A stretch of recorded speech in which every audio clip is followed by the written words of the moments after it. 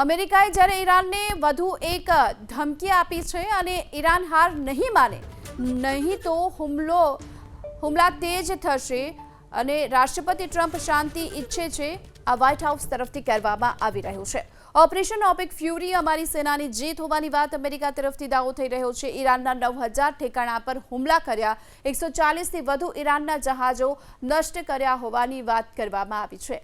અમેરિકાએ ફરી એક વખત ઈરાનને ધમકી આપી છે, ઈરાન હાર નહીં માને તો હુમલા તેજ થશે। અમેરિકાના રાષ્ટ્રપતિ ડોનાલ્ડ ટ્રમ્પ શાંતિ ઈચ્છી રહ્યા છે, આ વાત વ્હાઇટ હાઉસ તરફથી કરવામાં આવી રહી છે।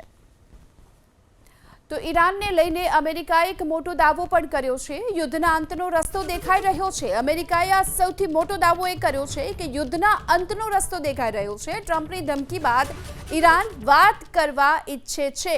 ઈરાનની પરમાણુ હથિયાર બનાવવાની ક્ષમતા ખતમ થઈ ગઈ હોવાનો દાવો અમેરિકા તરફથી કરવામાં આવી રહ્યો છે।